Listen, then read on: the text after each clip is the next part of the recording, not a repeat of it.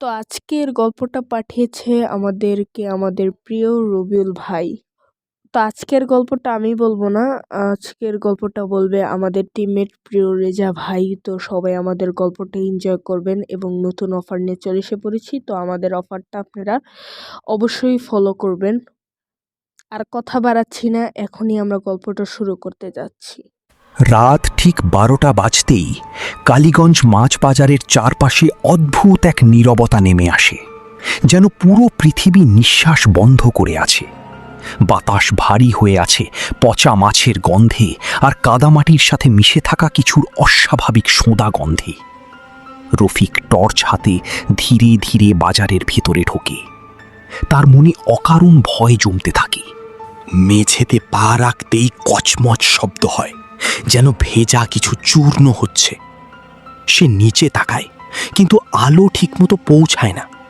শুধু বুঝতে পারে মেঝেটা শুধু পানি না, অন্য কিছুর সাথে মিশে আছে। দূরে একটা লোহার হুক দুলছে ধীরে ধীরে। রফিক থেমে যায়, চারপাশে তাকায়। কোথাও কেউ নেই, কিন্তু সে স্পষ্ট শুনতে পায় ফিস ফিস আওয়াজ। খুব নিচু গলায় কেউ বলছে, ফিরে যা, এখনো সময় আছে। তার হাত কাঁপতে থাকে। সে নিজেকে বোঝানোর চেষ্টা করে এটা তার মনের ভুল, কিন্তু হঠাৎ একটা মাছ কাটার টেবিলের দিকে আলো পড়তেই সে দেখে একটা ধারালো ছুরি নিচে নিজেই একটু একটু নড়ছে। তার চোখের সামনে হঠাৎ একটা মৃত মাছ লাফিয়ে ওঠে, আবার পড়ে যায়, কিন্তু এবার তার চোখ খোলা, আর সেই চোখ যেন রফিকের দিকেই তাকিয়ে আছে। রফিক ধীরে ধীরে পেছাতে থাকে, তার নিঃশ্বাস ভারী হয়ে যায়। ঠিক তখনই সে টের পায় তার পিছনে কেউ দাঁড়িয়ে আছে। ঠান্ডা নিঃশ্বাস তার ঘাড়ে লাগে। সে ঘুরে দাঁড়ায় আর দেখে বিকৃত এক মানুষ, যার শরীর কাটা দাগে ভরা, চোখের জায়গায় ফাঁকা গর্ত, আর ঠোঁটে অস্বাভাবিক হাসি। চারপাশের সব লোহার হুক একসাথে দুলতে শুরু করে।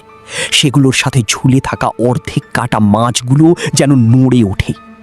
মাছগুলো থেকে রক্ত পড়তে থাকে, আর তারা সবাই একসাথে ফিসফিস করে, আমাদের সাথে থাক চিরদিন। শব্দটা চারদিকে প্রতিধ্বনিত হয়। সেই মানুষটা কাঁপা গলায় বলে, তুই নতুন, তাই না? আর তার হাতে থাকা ছুরিটা ধীরে ধীরে উঠে। রফিক দৌড় দিতে চায়, কিন্তু তার পা নড়ে না।